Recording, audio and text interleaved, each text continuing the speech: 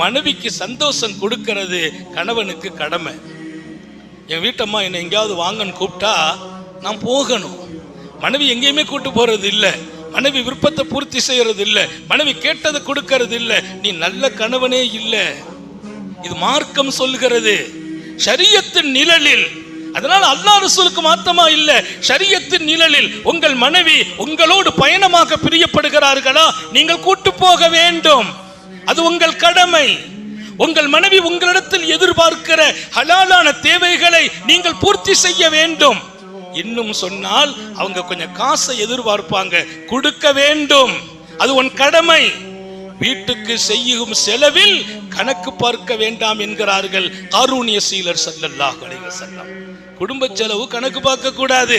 மனைவிட்ட போய் கராரா பேசுறது அது அழகான வாழ்க்கை அல்ல.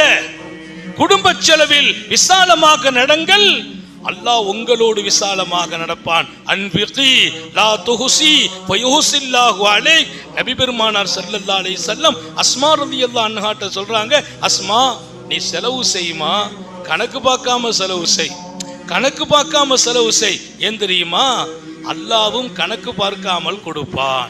நீ கணக்கு பார்த்து செலவு செய்தால் அல்லாவும் கணக்கு பார்த்து கொடுப்பான். நீங்க செலவு செய்யறவங்கள்ட்ட கேளுங்க, சொல்லுவாங்க.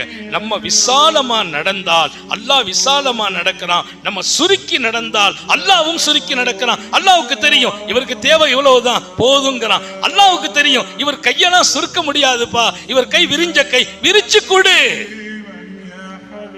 இன்னும் ஒரு விஷயத்தை சொல்வார்கள் நபிகள் நாயகம், வயது முதிர்கிற போது நம்ம பிள்ளைங்கள் எல்லாம் தனித்தனியா போயிடுறாங்க, அவங்கவங்க வாழ்க்கை. இப்போ எனக்கு என்னுடைய இன்பம் என் துன்பம் அனைத்திலும் என் மனைவி நிற்க வேண்டும், என் மனைவியின் இன்பம் துன்பம் அனைத்திலும் நான் நிற்க வேண்டும். ரசூலுல்லாஹி ஸல்லல்லாஹு அலைஹி வஸல்லம் சொல்வாங்க, ஆயிஷா ஆயிஷா சக்கராத்து எவ்வளவு கஷ்டம், சக்கராத்து எவ்வளவு கஷ்டம், மௌத்து படுக்க அது வேதனை அதிகமா இருக்கும்.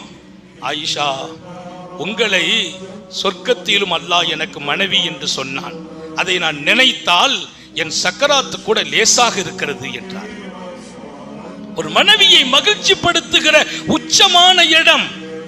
பெருமானார் ஒரு நல்ல நேர்மை மிக்க மனிதர்.